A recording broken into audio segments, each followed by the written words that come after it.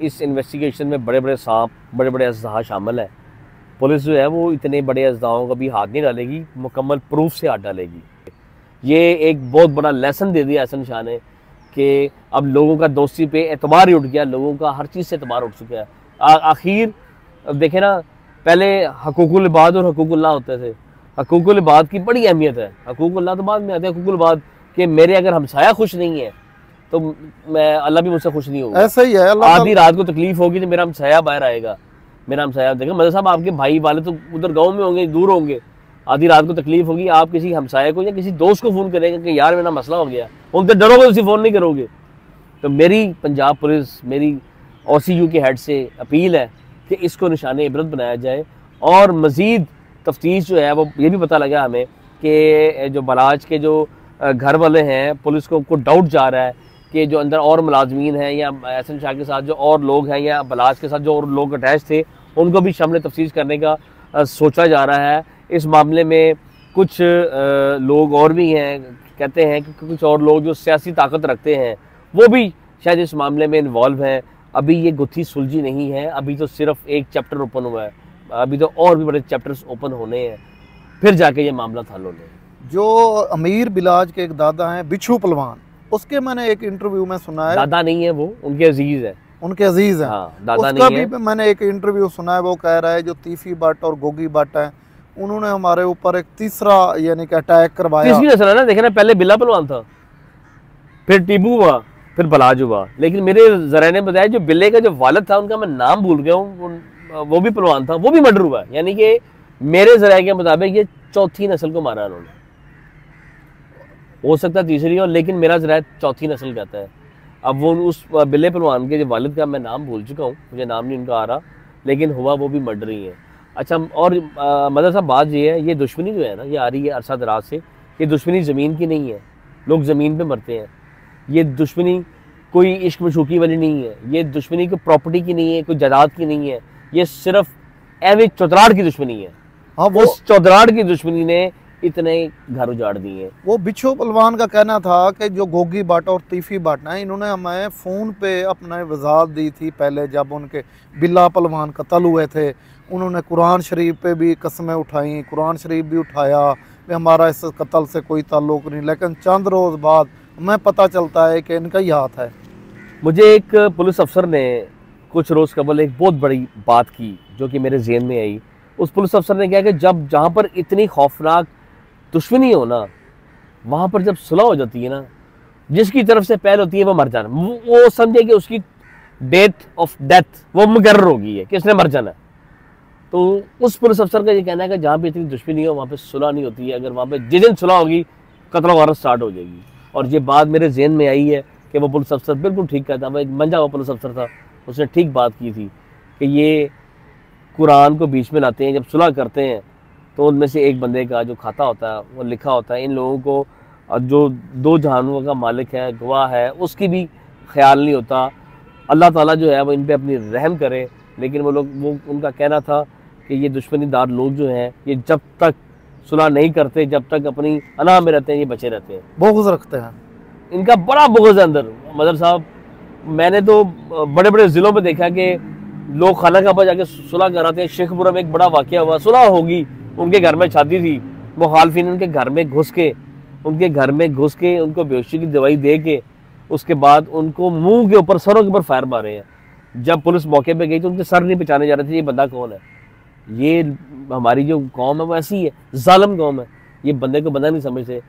और हमने तो पढ़ा है कि जी एक शख्स का कत्ल पूरी इंसानियत का कत्ल, ये तो घर उजाड़ देते हैं। ऐसा ही है सर। एक जो वीगो डाले का बार बार जिक्र हो रहा था, वो सुनने में आया है जो एक निजी हाउसिंग स्कीम का मालिक है, सुनने में आ रहा है।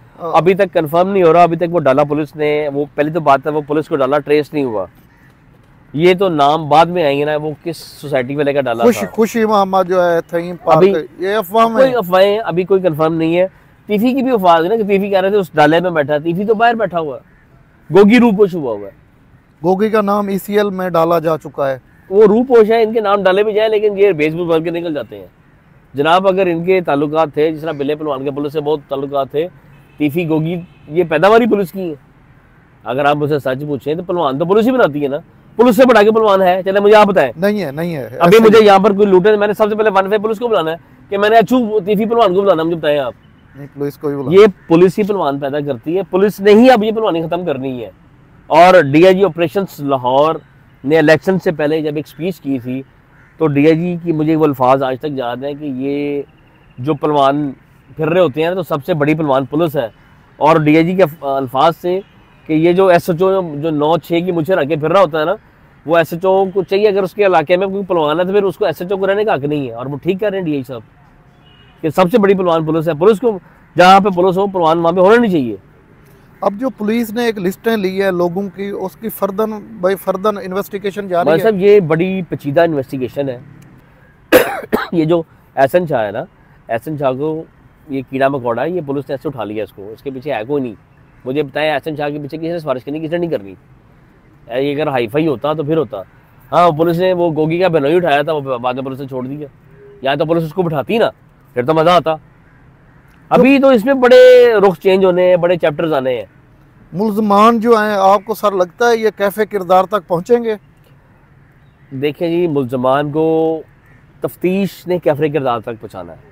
अब तफ्तीश जब प्रॉपर होगी तो पता लगेगा। हमें तो यही पता है नाक़िस इल्म में कि ऐसे मर्डर तब होते हैं कि जब अक्सर कोई दुश्मनदार लोग होते हैं या तो अपने आप एक झूठा पर्चा करवा लेते हैं और वो एक नॉमिनल सा पर्चा करवाते हैं।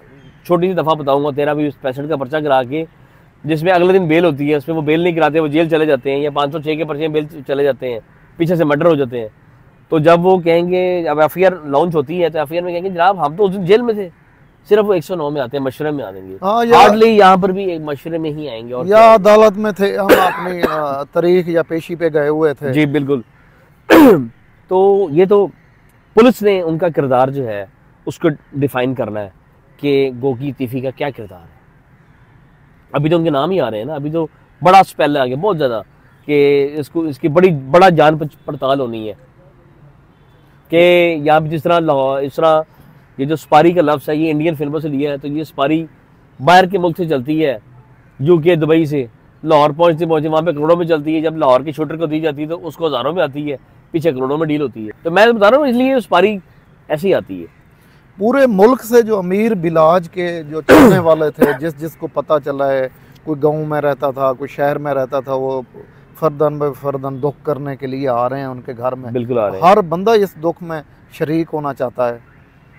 उसकी वजह ये है कि जो अमीर बलाज जो लड़का था, जिसको हाजी कहा जाता है, वो एक नरम दिल का मालिक था। आपने सुना होगा वो कई ऐसे घर हैं जो जिनकी वो कफालत भी कर रहा था, और वो कफालत उनके बाप दादा से आ रही है और वो कर रहे थे। तो वो देखे ना, हर बंदे का एक अपना ज़ाती फेल होता है। अमूमी तौर पे वो एक अच्छा नौजवान था, वो इतना उसको आप इतना नहीं कह सकते कि इलाके में पैनिक फैलाता था ना, बड़ा डिसेंट आदमी था। अच्छा पहलवानों में से वो एक अच्छा पहलवान था, मैं ये कह सकता हूँ। बट उसने अपने आप को कभी पहलवान नहीं समझा।